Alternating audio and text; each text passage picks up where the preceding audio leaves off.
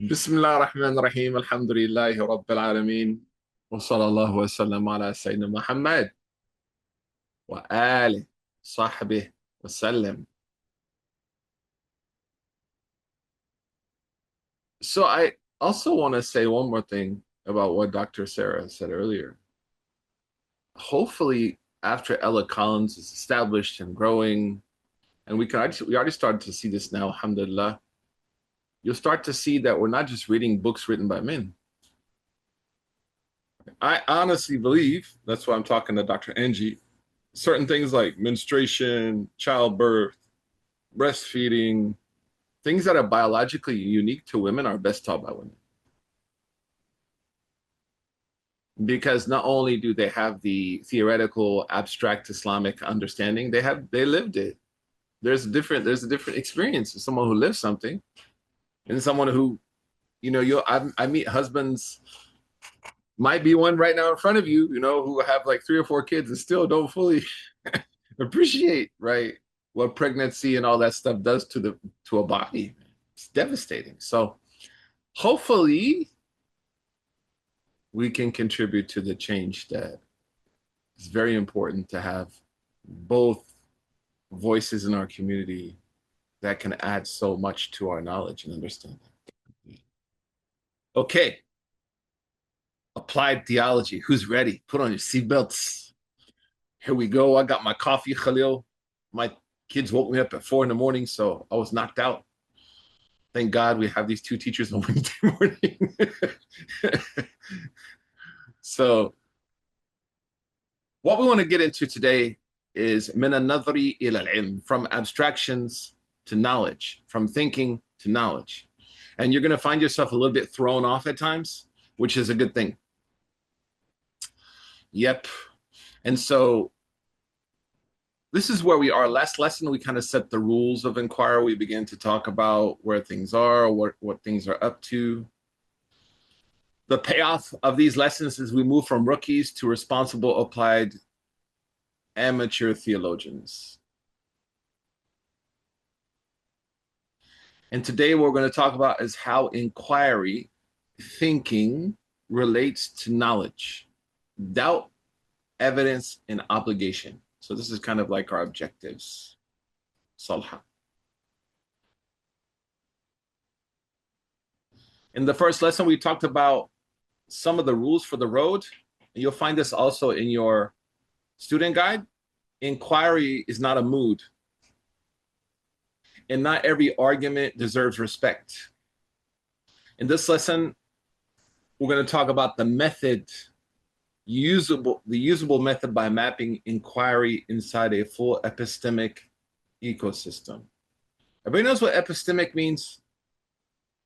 The power of something's knowledge to last against legitimate criticism.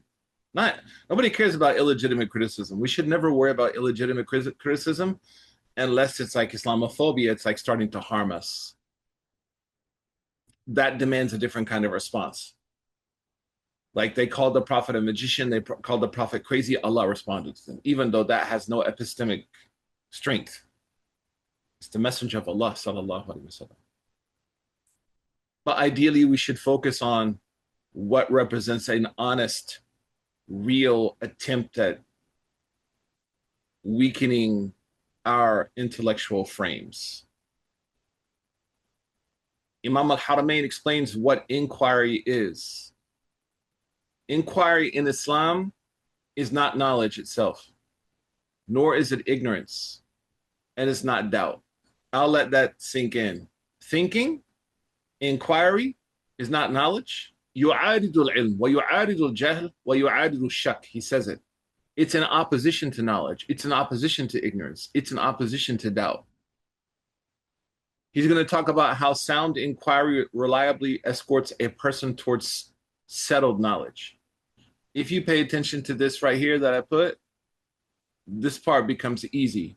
What I just said to you, that inquiry is not knowledge. In Islamic nomenclature, in Islamic terminology, in this theology that we're studying, knowledge is not, thinking is not knowledge. Thinking is a condition. a state. So sound inquiry reliably escorts a person to settled knowledge, meaning certain knowledge. The word yaqeen is from a word which means to be settled. We say yaqinul ma'u. If you look at a pond and the water is not like rippling, we say yaqin. So the word yaqeen is crazy, right? Synonymous with being what? Being settled, man. So what counts as a genuine proof and why this entire process is treated as religious responsibility?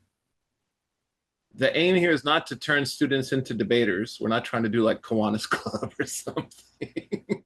Okay, but to give them the internal architecture for applied theology. The ability to move from I heard a claim to I want you to ask yourself, have you ever heard someone say, is this warranted? Or is it, I think, someone said, I heard, someone said, I think, someone said. What we want to take from this is this warranted? What kind of evidence is here? What am I responsible for believing and doing in this situation? That's why I wrote, the infinite scroll and reels. There was a kid, he died. I don't know if you read about it, Dr. Sarah. 24-year-old kid died of dementia in the UK. First time ever. They're saying it's correlated with his use of reels, that the constant use of reels impacts the reflex of memory in the mind. I'll send it to you, tell if it's true or not. I'm asking, is it warranted? See what I just did? I'm going to send it to you to make sure it's legit, right? That's how we want to sort of think about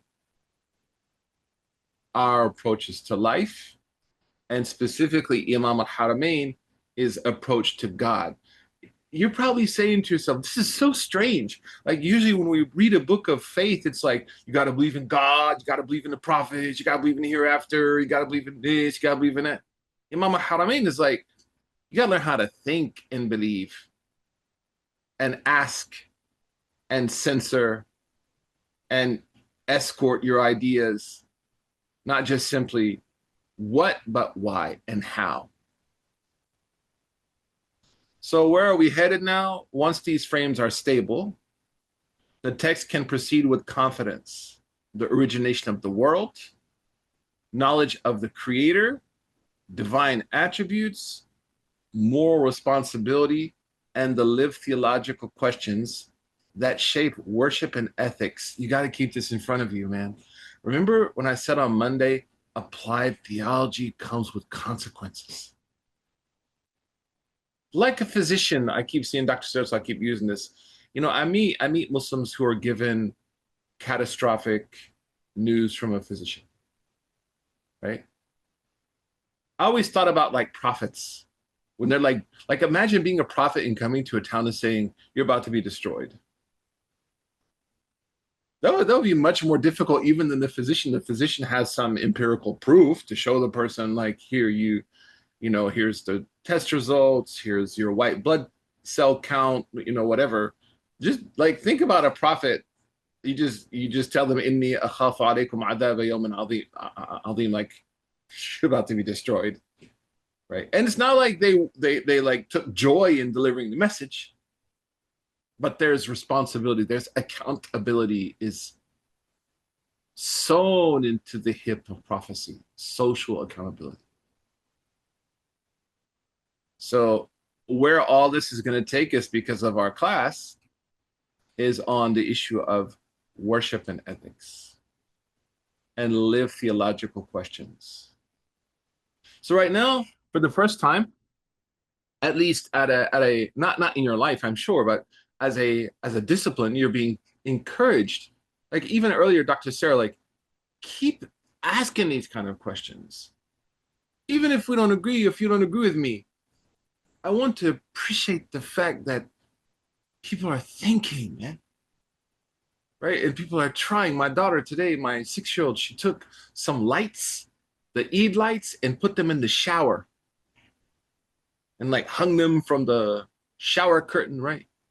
And then I went in and I was like, wow, I was like angry, right? You know, the first initial parental sort of, and I've always asked myself, is my first reaction as a parent anger? Why is that? That's not a good thing. Shouldn't be anger as a default, right? That's not good. So then I was like, oh, wow, I love you. You're just going to be the next amazing, you know, interior designer. She's like, yep. Then I was like, but we don't do it in the shower with lights. So we want to encourage people's creativity. We want to encourage people to ask. We want to encourage people to push through issues like these kind of like, why is there no woman in the isnad? That's not a bad question to ask.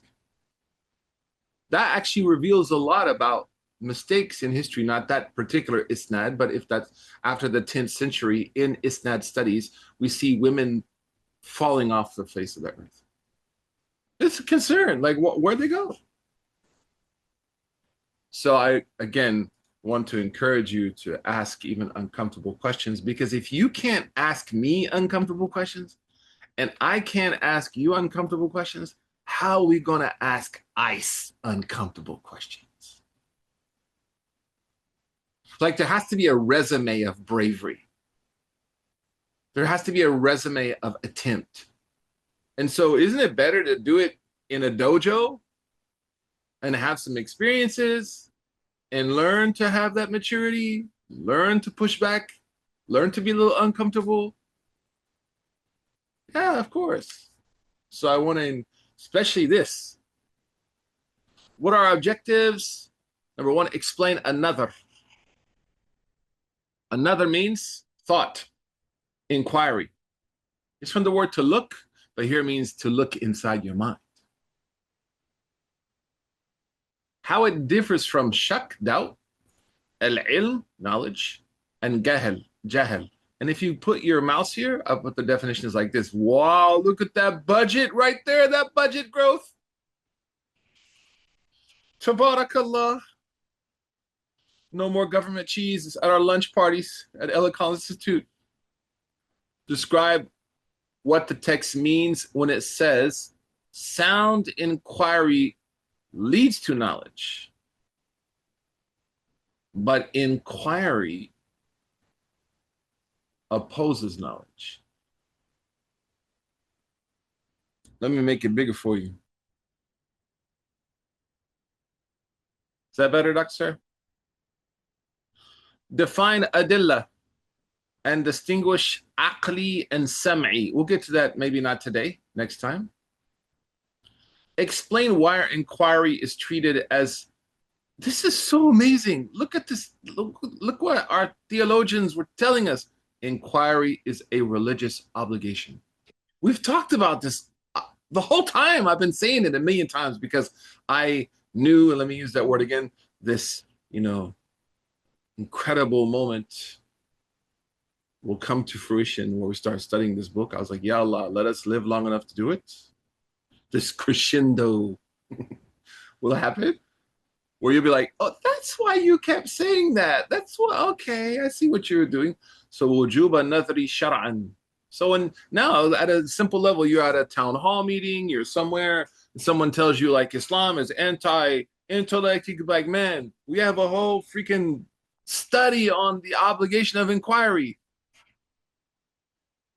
Apply these frames to everyday religious claims found online. So you want to start practicing. And I'm going to give you guys little assignments, like one little thing a week for you to go and try to like do this. So we start. Bismillah. I mean, the learning objectives all came from Salha's amazing feedback, man. I was just like, here we are doing nothing. So here's the first section. We're only going to do sections of Imam al-Haramain. Imam al-Haramain's book is like 4 volumes, guys. So we're only going to do gleanings. And then for people who continue in the seminary, like we will read this book for a long time. All right. So you want to think about like, this is sort of like the Cliff Notes. And what you want to take from this is it's training you how to read this book. Everybody understand what I'm saying?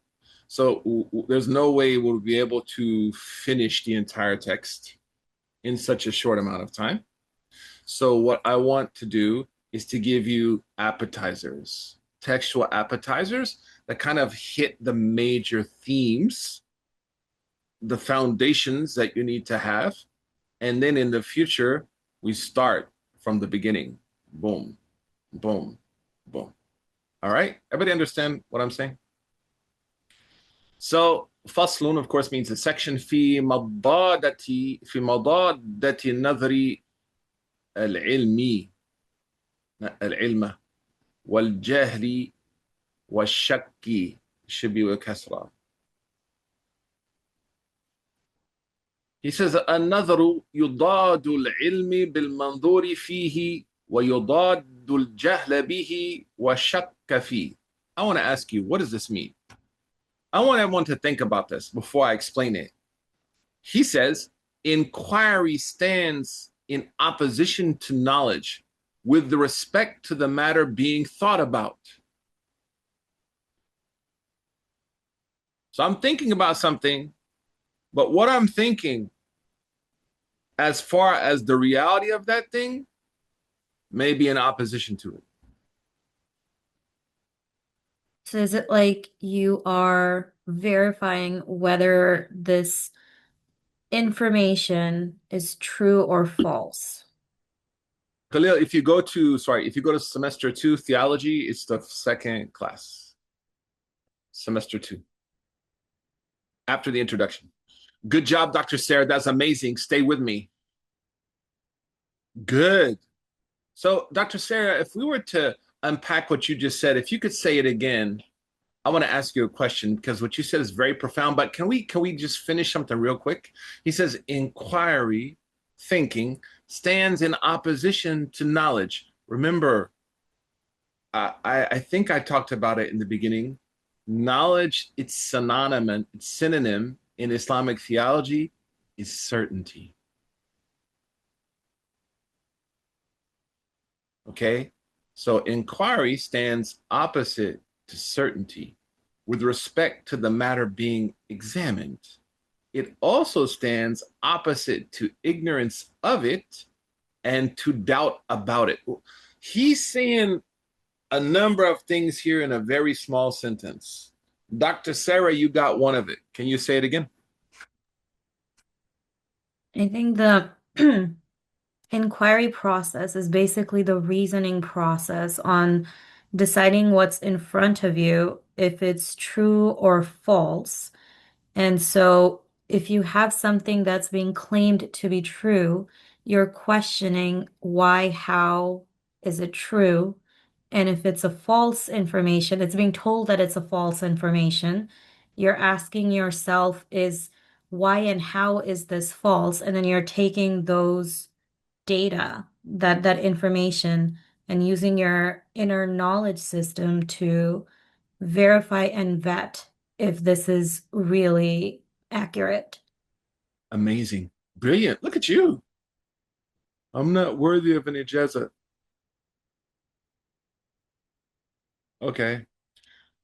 Who else wants to continue thinking about what he's saying here? That thinking stands opposite to knowledge with respect to what's being thought about. It also opposes ignorance and it also opposes doubt. Mhm.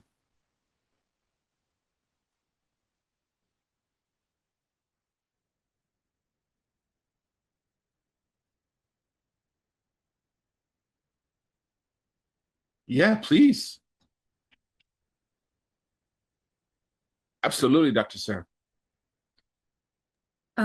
So what comes to mind is the process of what Ibrahim alayhi salam did. I think he is like the perfect example of what I'm reading here, where in his early days, where he was like being told that all these statues around him are God. So that was the ignorance. And so he went through that process of justification. He's told this statue is God. And so he goes to the statue, or like, the sun is God, and he's like, are you God? Because you're always there. And then the sun sets, so he just resolves the doubt about it and he moves on. And then on the other hand, you know, when he is realizing that there is a God that has created all of this, and he's going through that process of elimination, and he just basically proves to himself why it is La ilaha illallah. That's Nice. Remember, I got you, Mariama, and others. Remember yesterday we started doing the Mabadi al-Ashara? Who remembers the first one? The 10 starting points. Good What was define. number one? Right. Let me ask you a question. If you define this, good job, guys. Good job, Ayan. Thank you, Mariama. If you define this, you define this, you define this, you define this, and you define this. Does this sentence become a lot more clear? Like if you actually know what you're reading. Yesterday, a study came out in America said that most Americans read under a 6th grade level. That should be terrifying. But if we took the time to say, what's the definition of inquiry? What's the definition of knowledge? What's the definition of the ma'lum? What's the definition of jahil? What's the definition of shak? Then this phrase becomes very clear. Everybody understand what I just did? What I just kind of modeled for you? Why those 10 things are important? How knowing a definition allows me to now be disciplined in what I'm reading in respect to religious studies and not mix things that shouldn't be mixed. Everybody see what I just did?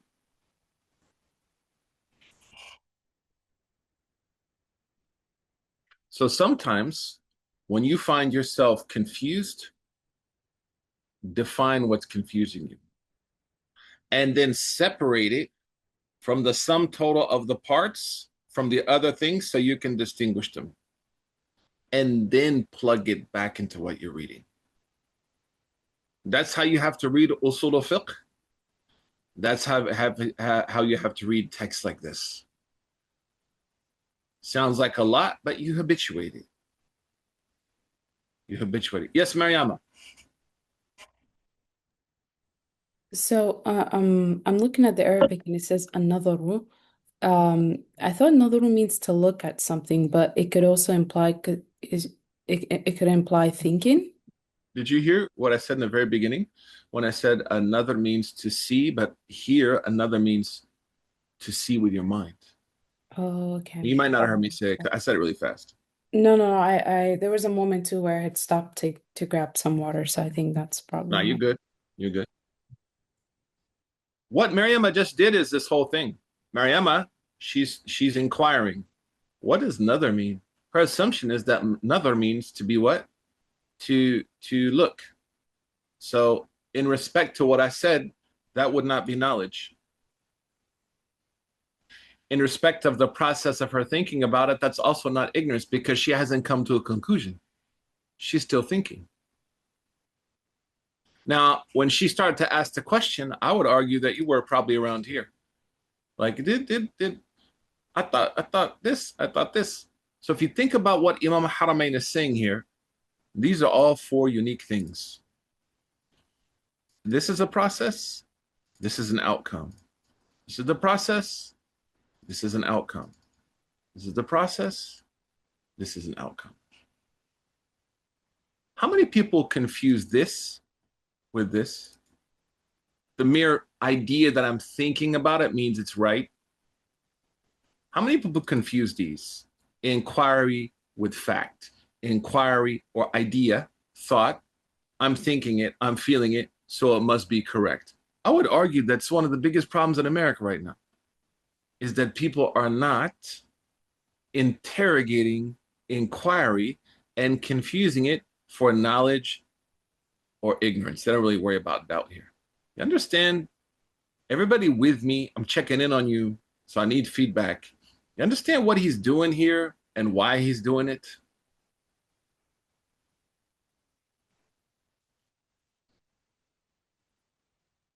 You guys are quiet, so that makes me think you don't understand what's going on. I have a quick is he trying to set up just like going back to yesterday what we talked about the rationale, empirical, and revelation? Is this a setup for that framework? What do you think? Yes. Absolutely. He's trying to teach you how to think right. And he's trying to teach us how not to confuse. I'm so special. I have this idea. That's knowledge. No, it's not. I need to investigate that notion. I need to look into that thought. I need to see if it warrants the label knowledge, ignorance, or doubt. And this is hard for us to do. You know why? Because we're not taught how to think anymore. So it's a little unsettling. Yes, Salha. So I was looking at the definition that you provided in the learning objectives for Shuck. And why is it significant to define Shuck as being caught between specifically two possibilities? Like, is he saying that if you're caught between more than two possibilities, that that's akin to ignorance? Like, because there can only be one truth, so being in a state of confused about more than two things is like you really don't know what's going on. It could also be admittance. Remember how we talked about in fiqh, you have a section called tawaqquf, where scholars are like, I can't prefer one over the other. That's called shak. لا أرجح هذا على ذاك. I can't prefer this over this. So you know what? Allahu a'lam. So shak could be a form of ignorance, and depending on how I act on it, it could be either bad or good. Like if I admit it and say, look, man, I just don't know. It's not a bad thing. Not a bad thing at all. And there may be times in applied theology. Have you ever come across people that have doubts? You ever ran into people that have doubts? In our own lives, we had doubts. We need to know what that is. So doubt, as defined by Islamic theologians, is the inability to choose something over something else. Knowledge is the ability to choose its reality as best I understand it. And ignorance is to choose what doesn't align with reality.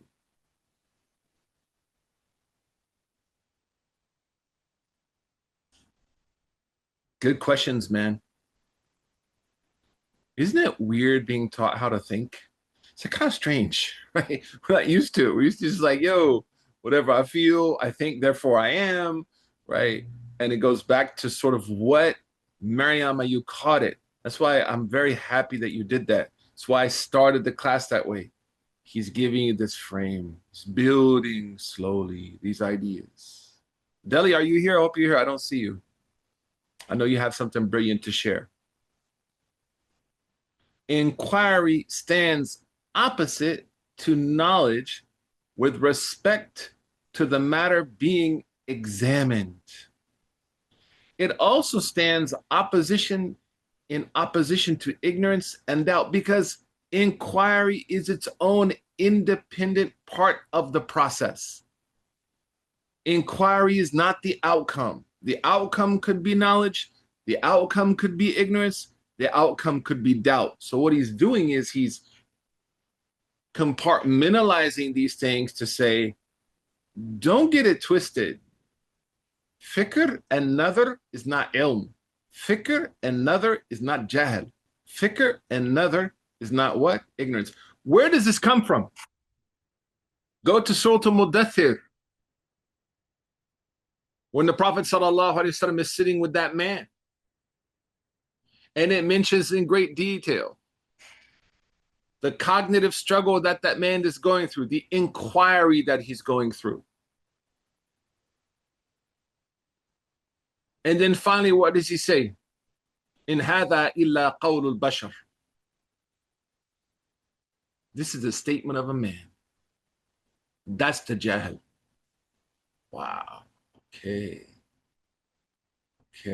What Prophet Ibrahim is trying to do, Dr. Sarah? Exactly. He's using reasoning. He's trying to teach them. Why is this important not only for you, but as Khalil, he said, for others? How are you going to help people see? Then he says, Rahimahullah, فوجه مضادة العلم أنه بحث عنه وابتغاء الوصول إليه وذلك يناقض تحقق العلم إذا الحاصل لا يبتغى. Imam al-Haramain says inquiry opposes knowledge because it's the search for knowledge. It can't be the same thing. It's the search for it. What he means by here, it opposes it, is not like ignorance opposes it. He means it's its own independent thing that should not be confused for knowledge because it's the process of seeking. And what seeks can't be what's sought. It's a very important axiom. At-tahsil al-hasil. I can't use what I'm seeking to find that thing I'm seeking. That makes no sense. So he says, inquiry opposes knowledge because inquiry, now he defines it. He defines it very subtly. Here, what's inquiry? ابتغاء الوصول إلى العلم. بحث عنه, seeking it. وابتغاء الوصول إليه. This is his subtle definition of what is inquiry. What is inquiry? To search and seek knowledge. وذلك يناقض تحقق العلم, and that seeking it goes against its reality. Knowledge is reality because الحاصل لا يبتغى, like what you're trying to achieve and how you try to achieve it aren't the same. One is the process to get there. So I can't say, I'm traveling to your house, I'm in your house. هذا تحصيل حاصل. You understand? I can't say, you know what? I'm coming over, I'm over now, and I'm in the train to your house. That's what he's saying. The process of inquiry is the train. The destination is knowledge. So it is impossible التحقق العلم in that way. Because why? This is the way there. This is not that you're there. What he's doing here, if you think about it, man, he's unloading on us. He's saying, do not confuse your notions and your ideas with fact. You have to seek that out. You have to investigate it. What Imam al-Haramain is doing, exactly, that will expose bias. Because now I am unloading my notions onto what I'm saying is I'm confusing notions with knowledge. But notions is the train ride. That train ride has to be subjected to tests and examination and introspection and this and that and whatnot.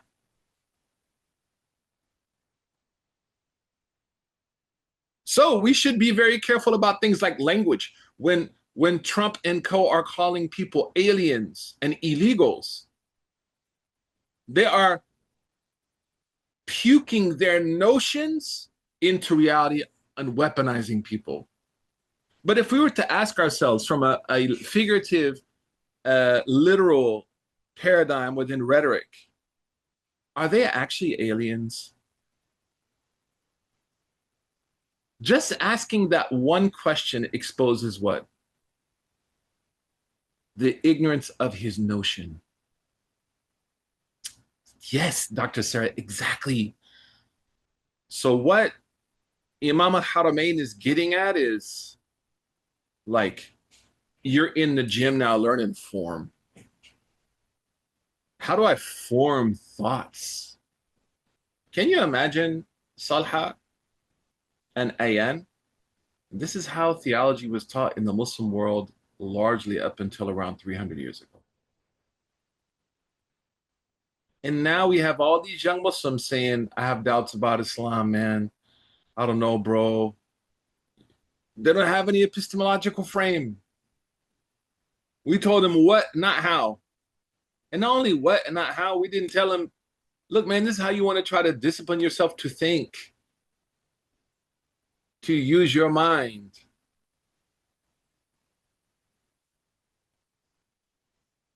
And that's why earlier I said, Dr. Sarah, ain't no bad questions, man. Ain't no bad questions. It happened to me in church. وذلك يناقض تحقق العلم إذا الحاصل لا يبتغى. What's been achieved is not sought. That's what it means here. إذا الحاصل يبتغى means to seek, to want, to work for. So what you're trying to gain isn't the same thing as the process of seeking what you're trying to gain. So why am I thinking? And he's also inadvertently saying something very powerful, that the purpose of inquiry should be the truth. وسبيل مضادة الجهل أن الجهل اعتقاد يتعلق بالمعتدي على خلاف ما هو عليه. And now he defines ignorance. Why is inquiry not ignorance? Inquiry opposes ignorance because ignorance is a belief attached to a thing in a way contrary to what it actually is. Aliens, criminals. Now we see how we can start to practically use these things and not ways that are only emotional, like, how dare he say this? I could say, but they're not aliens and they're not criminals. So it collapses. And a person committed to ignorance is determined upon it, while inquiry contradicts that kind of settled wrong commitment, right? If I'm true in my commitment to seeking knowledge, then I'm not going to settle for ignorance. وتشكك تردد بين معتقدتين والنظر بغية للحق. الله أكبر. He says, doubt is hesitation between beliefs, whereas inquiry is seeking the truth. Islamically. He's not saying ideally. That's a whole other level. Saying Islamically, speaking as a theologian, speaking from the perspective of Islamic thought, Islamic faith, Islamic research, the goal should be haqq. Inna arsalnaka bil haqq. So what he's done is he's parsed this idea of inquiry. Then he, at the very end, he says, Islamically, another inquiry, thought, is to seek the truth. The truth is knowledge, but I can't confuse the object with the process.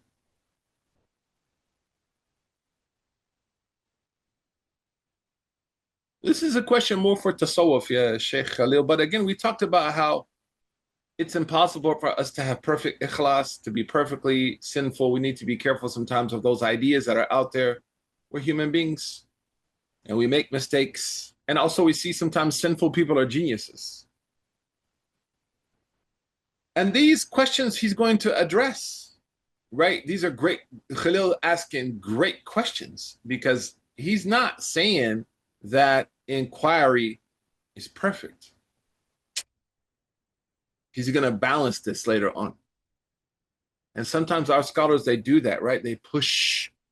So things are like this or like this or like this, right? They're pushing you so you go from one to the other. And then eventually it's kind of like very similar, yeah, very similar salah. But he's going to build on these things too. So here's some things for you to think about. Not every question is inquiry. Inquiry is truth seeking, not content seeking. What? So we can think about Sayyidina Salman al-Farisi. This is inquiring for the truth. Also, what we understand is that ignorance is not neutral. It's a wrong commitment. Salha, you picked up on it. Great job. Not merely I don't know. I don't know is different. I don't know would still fall under what? Inquiry. Like I'm trying to put this together, man. That's different than like astaghfirullah, this prophet is a bad, and then using some word to describe him in a bad way. So you want to think about knowledge and ignorance as conclusions, assessments. The another is the process. So I don't know, it still fall under like this process. Doubt is not a home. Doubt is a middle state. And so I want to, if I find myself in a state of doubt, theologically, not legally. I talked about it legally earlier, where it can be commendable. Theologically, I want to try to see what do I need to do to move in the process from doubt to certainty. So when you hear a claim online, ask, is the speaker seeking truth or selling certainty? Or performing doubt? It's a heck of a question, man.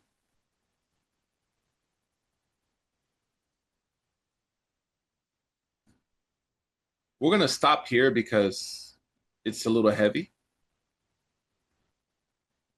But then we're going to talk about, and this goes to Khalil, your question, so I was really happy when I saw it. He doesn't say any type of inquiry. He now conditions it. He says, النظر الصحيح والنظر الفاسد.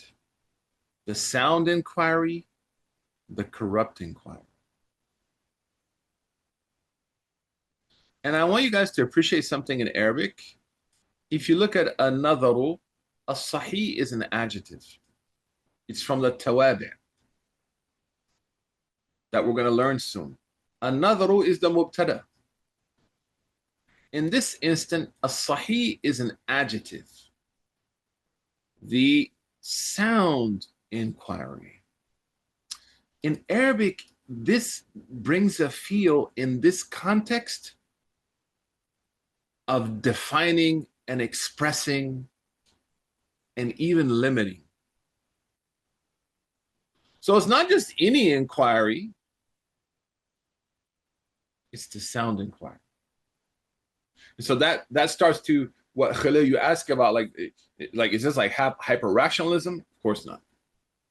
That's why I said Imam al-Haramain's text is really about balancing the empirical with the rational, governed by the revelatory. So sound inquiry contains knowledge. يتضمن العلم كما سبق, as mentioned earlier. والنظر الفاسد لا يتضمن علما ولا يتضمن جهلا ولا ضد من أضداد العلم السواء. I'm going to stop here because I know this is going to make you guys head spin, and it's good sometimes to let people leave spinning. He says corrupt inquiry does not contain knowledge, nor does it automatically create ignorance or any other opposite of knowledge. Only to think about what that means based on what we covered today. You can also cheat and click here. This is fine. You're gonna need some help. As I warned you, that Imam al-Haramain's text is dense, but ultimately very rewarding. Very rewarding. Then we'll start to talk about evidence. So we talk about inquiry. What about the quality of the sources of the inquiry?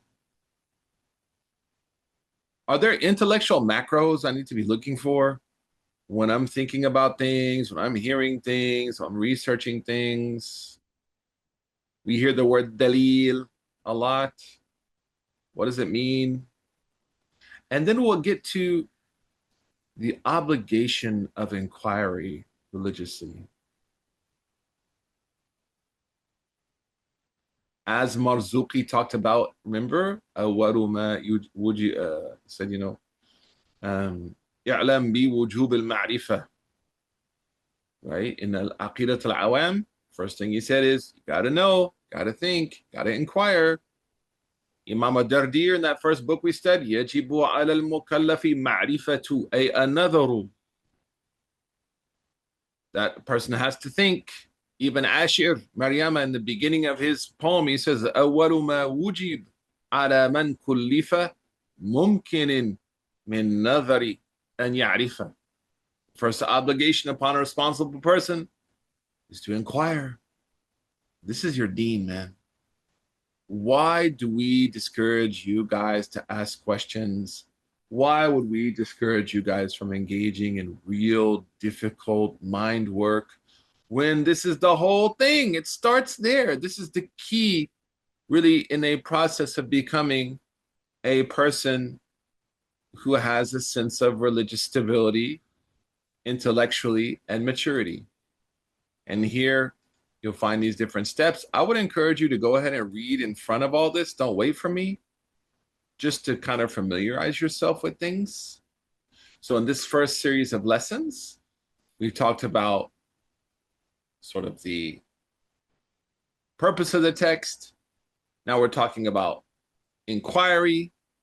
We're talking about ignorance, knowledge, and doubt as being separate from inquiry, which is sometimes hard to do in this world. People confuse them. And then we're going to get into what Khalil began to, I was so happy to see it, although the spiritual part I'll let Sheikh Hamza address. The cognitive part is what we're worried about here, although they go together. I just don't want to overstep someone's class.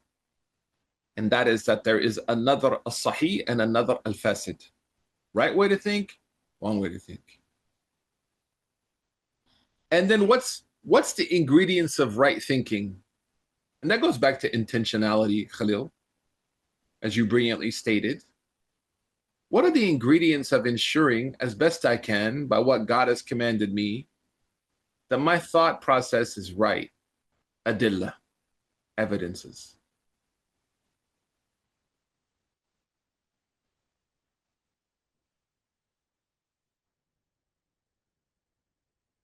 Any questions, thoughts, or comments? How are you guys feeling? How does this feel? I've never taught this before. Always wanted to in English, and wanted to gauge how we're feeling before we go.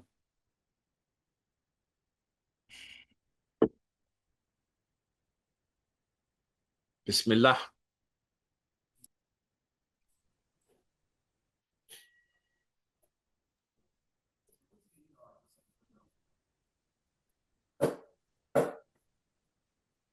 I had a question. I had it in the chat there, but I can ask it here. How do you prevent bias from interfering, maybe even unknowingly, with the pursuit of knowledge? It's going to come up. He's going to get into that. He's going to get into that. We're going to talk about adillah, sources of information. We will also, as we go through it, I've unpacked it for you in ways that keep it very sort of relevant, right? So that's coming. Good question. I'm happy. So even though you guys might feel a little like,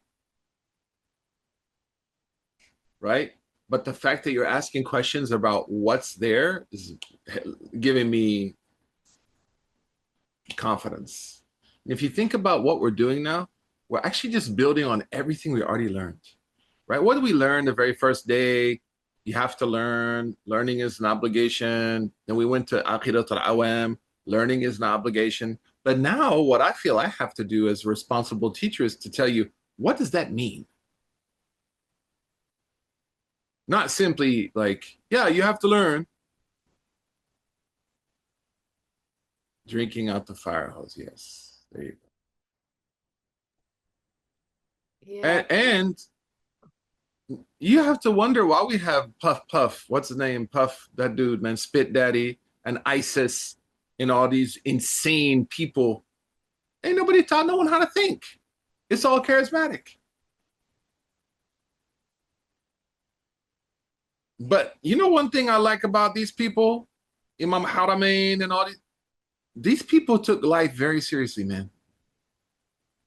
They took God very like, hey man, let's make sure in our relationship to God, we're thinking as best we can. It doesn't, we're always going to make mistakes, of course, because we're not prophets, as we learned. And as I told you the other day, I said, I can't wait to see how uncomfortable you guys get. Because it's not something, this is an advanced text. This is an advanced text. But we should be preparing young Muslims. That's why at Swiss, they do that their dear book you did that briefly talks about check your thoughts. And now we're in such a, everything is just thrown at our kids. Oh my God, like just mounds and mounds of information, man. They don't even have time to think. It's like they're in a swarm. And we ourselves, we're like in a swarm of information. No problem, fine, I get it. But I better know how to think right so that I can. And I feel like all sciences, Dr. Sarah, like I feel like medicine, I have family who believe the most insane things, man, about, they do not trust their physicians at all. Zero. Like there's a great book, it's called like this idea that people no longer appreciate takhassus. Like people know that the age of expertise is gone. Right? So actually our RFK Jr., yeah, man, that guy gets it. What does he know about medicine? Absolutely nothing. That's why he gets it. Like what? What? Like where are we? What world are we in? Right?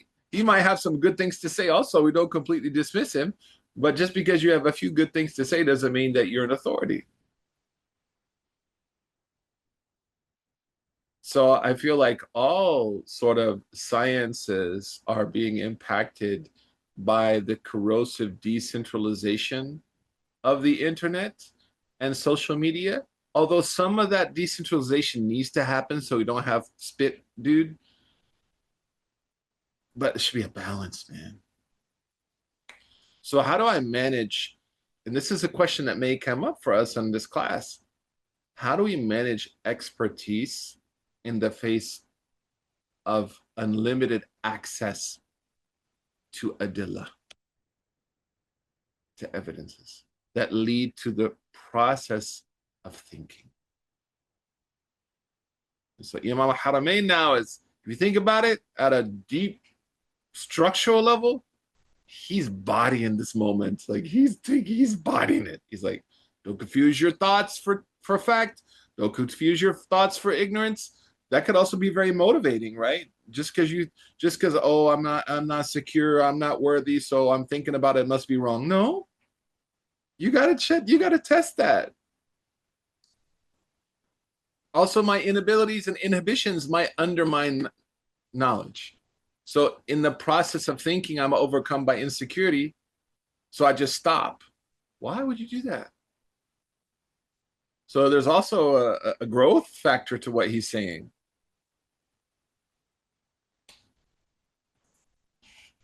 Yes. Any thoughts, ideas? Make sure you review this stuff. I may even upload it to like Notebook and see if Google gives like a good like podcast summary of it. Sometimes it does a good job. Just the voices are like really Anglo weird, but it does a nice job sometimes of summarizing things in ways that's digestible. And I'm gonna tell you something, AI understands all this stuff very well because AI is rooted in this kind of logic. It's built algorithmically in logic. You got to be careful with it, but it gets it. It's a mathematician. At the end of the day, it's a mathematician. All of math is coming from what we're doing now. Very logical. Yeah, yeah. But it's going to show the limits of logic soon. Imam al-Haramain is going to be like, look, we're commanded to use our mind, but there are going to be points in time where it's like, I believe in Allah, I believe in the Prophet, sallallahu alaihi wasallam. How do we manage that? How do we manage the rational, the empirical, and the revelatory? Keep that in front of me. Any other thoughts or comments before we go? Um, I think I can echo what some of us have been saying in the chat, where I do agree with you that his writing is very concise but very dense in terms of meaning. So I'm struggling a little bit for like my Arabic to catch up. Like I think I spent most of this class just finding the words for like knowledge, doubt, ignorance, and like defining them. And then looking back at the Arabic for what he, where he said the definition. I do appreciate the class a lot though. I think one thing that I find really helpful in terms of just a way of framing is that uh I think a lot of people don't think of doubt. Um, I think, we're raised on like kind of the scientific method, but I don't think people necessarily approach faith with a mindset of okay, here's what I've heard, these are my hypotheses. Now I'm gonna go down the path of testing them and asking these questions. I think a lot of people arrive at an outcome and see themselves in that state, but don't think that there's a process to arrive at that view as their like ultimate perspective. So I think in some ways it was very freeing just to see doubt framed as an outcome, and then it doesn't make sense to define yourself as someone who's in doubt about God and faith if you haven't been through that process at all. And let's excellent, Saha. Thank you. Before we go, it's 2 o'clock now, my time. Let's also frame something. Imam al-Haramain, if he were to be alive right now and he heard the mantra, which is the furnishings of this moment, spiritually, intellectually, I think, therefore I am. This is the famous motto of this moment in time. I think, therefore I am. Imam al-Haramain and these Muslim theologians are going to say, I think, therefore I am responsible.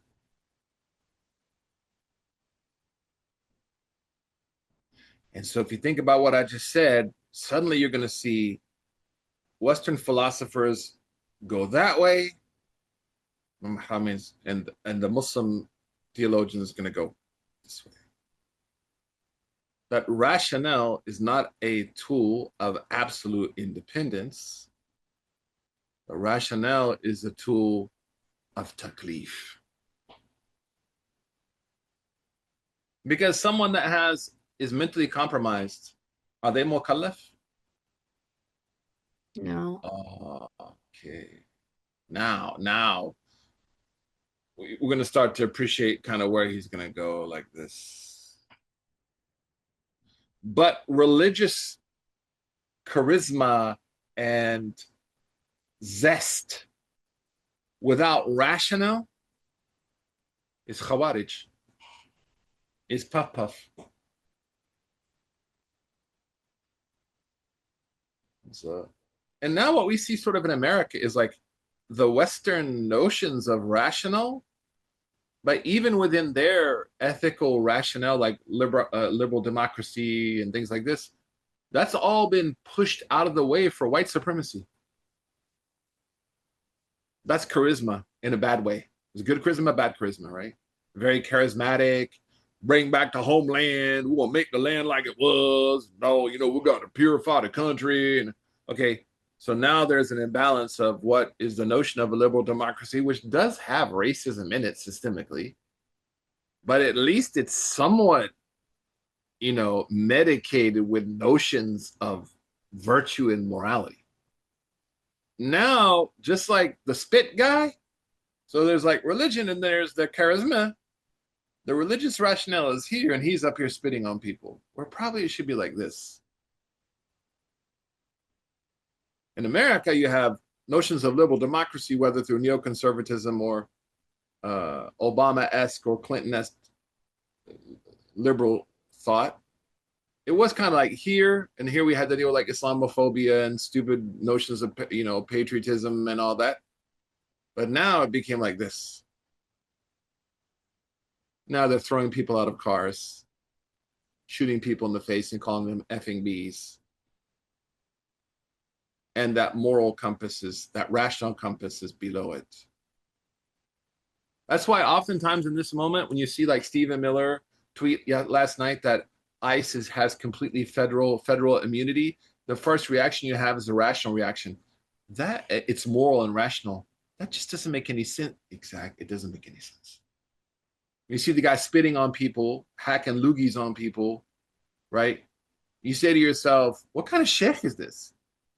Or you see a sheikh or imam or sheikha abuse their followers. I guarantee you the problem with those people, we call it ego, is their religious charisma got them drunk. And that affects morality. Imam Dabidi Muhammad, rahimahullah, has a great statement. He says, religion is like alcohol, man. You drink too much, you can't function no more. What it means is that charisma. The whole flying in the sky and special stuff. And, oh, man, what's right is right, what's wrong is wrong. We need to hold each other morally accountable. So there's a balance. So empiricism without rationality is ad-dalin. Rationalism without any type of charismatic touch is maghdubi alayhim. To have the proper balance of both is anamta alayhim. I have knowledge, I have a spirit. I have knowledge, I have a soul. I have knowledge, I have feelings. And I have to go with the Prophet said, be careful of the inside of the believer. فَإِنَّهُ يَنْظُرُ بِنُورِ اللَّهِ. They see with the light of Allah. So that's why we have fiqh and theology, but we have tasawwuf as sciences. That's why Shafi said, فَقِيهًا وَصُوفِيًا فَكُنْ لَيْسَ وَاحِدًا. Imam Shafi said, Khalil his diwan, a scholar of law, a scholar of the heart. Don't be either. Don't be either. فَإِنِّي بِحَقِّ إِلَهِ إِيَّاكُمْ أَنصَحُ. I advise you this. هَذَا قَاسٍ لَمْ يَذُقْ قَلْبُهُ تُقَى. That person that only has law and rational without feeling is a person who's hard-hearted and never tasted taqwa. وَهَذَا جَهْلٌ. And the Sufi without knowledge is an ignorant person. وَلَا يُصْلِحُ الْجَاهِلِ and yutba'a, and no one should follow an ignorant person. Meaning you gotta have both. So Imam al-Haramain is going to teach us how to manage that. And of course, this inquiry that he's teaching us now is not like you don't do it when you go to buy chips or bread. We're talking now about very serious decisions, academic ideas, right? Like two birds. Yes, good analogy, Dr. Sarah. So inshallah, I'll let it sort of ruminate. Wait, Sheikh, you said rationale without empirical is غير المغضوب? Yeah, because it's only how I think. I don't have to do any, I don't have to feel it. I know. I don't even have to act on it. Because empiricism means I'm going to act on it. What's the مثل الذين حملوا التوراة ثم لم يحملوها كمثل الحمار يحمل أسفارا. I got the books that's on my back like a donkey, but I'm not doing anything. But the knowledge is to be acted on. But I can't just act on emotion without knowledge. That's a dalin. So I need knowledge with action. إِلَّا الَّذِينَ آمَنُوا وَعَمِلُوا الصَّالِحَاتِ. You understand, Mariama? Yes. Jazakallah khair. Fahmeen. Bismillah. Nice. All right, y'all. It's always a pleasure. It's 2:09. I charge overtime for that would be so petty, man. I bet the spit guy does that though. He probably charges people like extra saliva. Right, Khalil? It's like an extra saliva charge. Anyways, may Allah bless all of you. Congratulations on your igeza. And may Allah increase you. Wa sallallahu wa sallam ala Sayyidina Muhammad. See y'all tomorrow. Assalamu alaikum.